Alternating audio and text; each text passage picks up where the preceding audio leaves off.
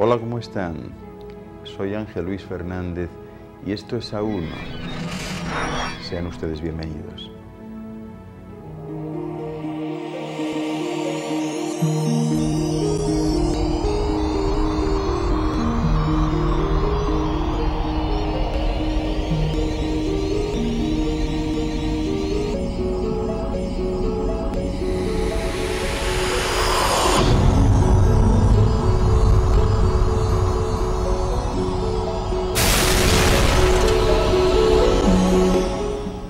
A1 es un programa de investigación y de búsqueda de la verdad perdida, de desvelar misterios y enigmas, de descubrir los secretos y recuerdos del futuro. Hoy les hablaré sobre lo que se sabe históricamente de Jesús, el enviado, la parte humana de Immanuá Micael, uno de los avatares más importantes para esta esfera de los últimos tiempos. Será esta una serie de 3 programas para abarcar este tema con toda la extensión que se merece. En el primero hablaré del Jesús histórico, tal y como aparece en los textos calificados como históricos. En el segundo programa les hablaré de la vida oculta de Jesús, de la que no se sabe nada, los años de su niñez y de su adolescencia. Y en la tercera les hablaré sobre la figura de Immanuá Micael, su esencia divina, algo muy especial para todos. Comenzamos. Jesús es la forma latinizada del griego, Jesús, con el que es mencionado en el Nuevo Testamento, que ya saben que está escrito en griego. El nombre se deriva del hebreo Yeshu y forma la concepción abreviada de Yeshua, ¿verdad? Que es una de las variantes más extendidas del nombre Yeshoshua, que significa Yahvé salva, y que designa a un conocido personaje del Tanaj, Antiguo Testamento, Josué, que ya saben que fue el lugarteniente y sucesor de Moisés. Bueno, pues se sabe que este era un hombre corriente, era un hombre frecuente en aquella época, ya que en la obra de Flavio Josefo son mencionados unos 20 personajes, por lo menos de igual denominación. El título de Cristo, ¿verdad?, proviene del griego Christos, cuyo equivalente en hebreo es Mashiach, el Mesías, que significa el ungido.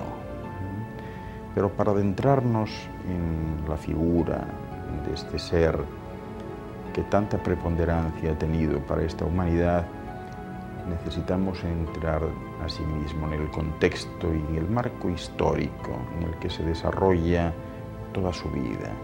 Y para ello, tengo que decirles que el pueblo judío, que había estado sin estado propio desde la destrucción del primer templo de Jerusalén en el 587 a.C., en tiempos de Nabucodonosor II, había pasado varias décadas sometido sucesivamente a los babilonios, los persas, incluso a la dinastía tolemaica de Egipto y hasta el imperio seleucida, y ello, sin que se produjeran conflictos de gravedad, ¿verdad? En el siglo II a.C., sin embargo, el monarca seleucida Antíoco IV Epífanes, decidido de alguna manera a imponer la helenización del territorio, profanó el templo, aquel segundo templo reconstruido en la época persa, y eso desencadenó una rebelión acaudillada por una familia sacerdotal, los macabeos, que tendría como consecuencia el establecimiento de un nuevo Estado judío totalmente independiente, que duraría más o menos hasta el año 63 antes de Jesucristo. Bien, en el periodo en que Jesús desarrolló su actividad, por lo tanto, su territorio de origen, que ya saben que era Galilea, formaba parte del reino de Antipas, responsable de la ejecución de Juan el Bautista, y al que una tradición tardía, que solo se encuentra en el Evangelio de Lucas, pues hace jugar un papel secundario en el juicio de Jesús. Judea, que recordarán, cuyo nombre recordarán muy bien, pues era administrada directamente por un funcionario romano que pertenecía al orden ecuestre.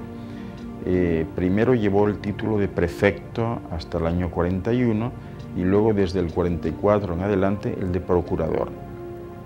Bueno, pues en el periodo de la actividad de Jesús, el prefecto romano era el famoso Poncio Pilatos, ¿verdad? Y aunque estaba separada de Judea por la historia, la Galilea del siglo I era una región de religión judía y tenía, no obstante, pues algunos rasgos diferenciales importantes. Por ejemplo, pues, una menor importancia en el templo y una menor presencia de sectas religiosas como eran la de los saduceos y los fariseos. También estaba muy expuesta a las influencias helenísticas y presentaba grandes contrastes entre el medio rural y el medio urbano.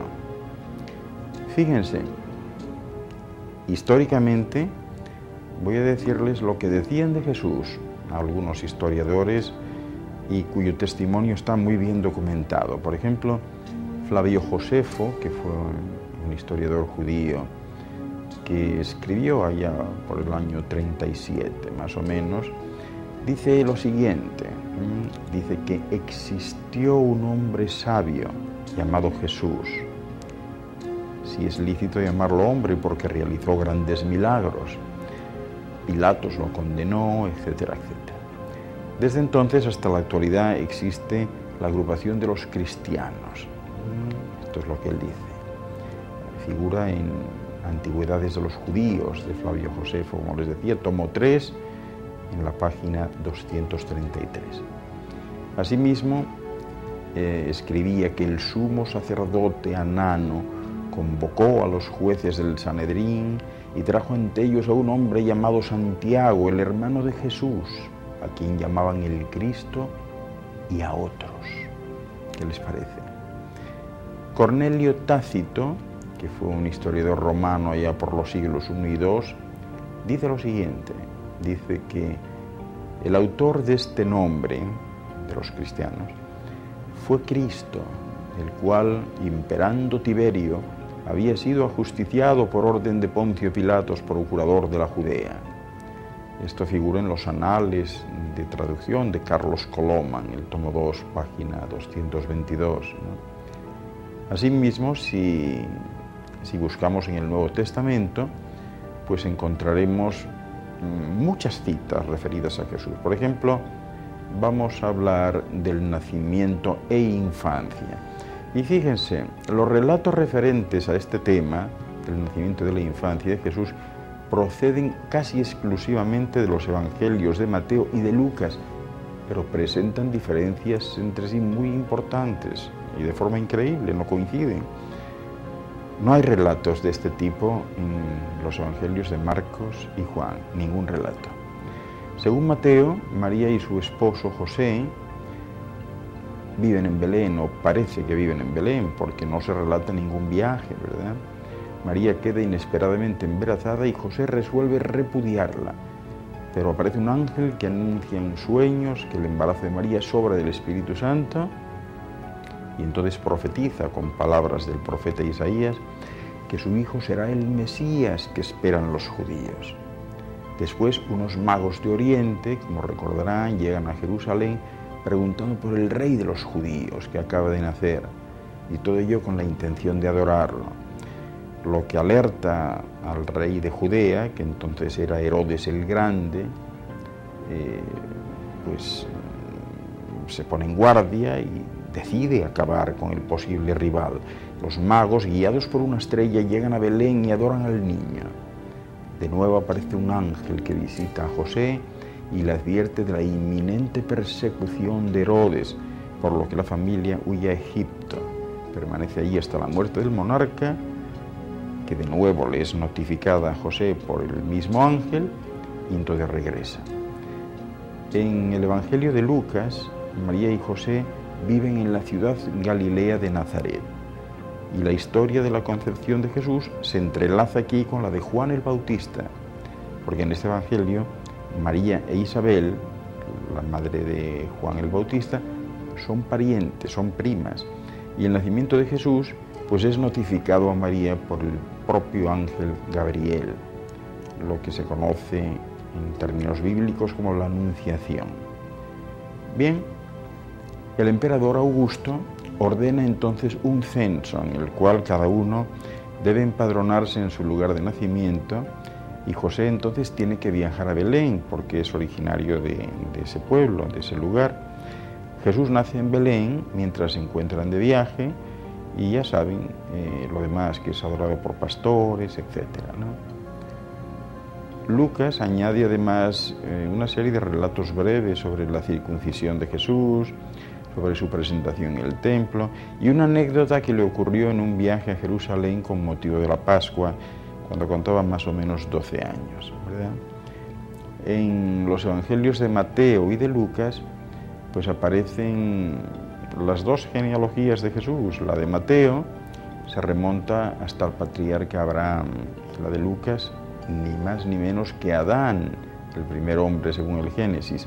Bueno, pues estas dos genealogías son idénticas entre Abraham y David, pero no lo son y difieren a partir de este último, porque la de Mateo hace a Jesús descendiente de Salomón, mientras que según Lucas su linaje procedería de Natán, otro de los hijos de David. Y claro, en ambos casos lo que se muestra es la ascendencia de José, a pesar de que, bueno, según los relatos de la infancia, pues este solo habría sido en realidad algo así como el padre putativo de Jesús, es decir, que no habría intervenido absolutamente en nada, por lo que la cuestión del linaje, claro, queda completamente en el aire. Es decir, si María era virgen, José no tuvo nada que ver. Si no lo era, José sí tuvo que ver, y entonces la dinastía es la dinastía de David, porque era José el que procedía de David, pero de eso les hablaré a continuación. No se muevan, que enseguida regresan.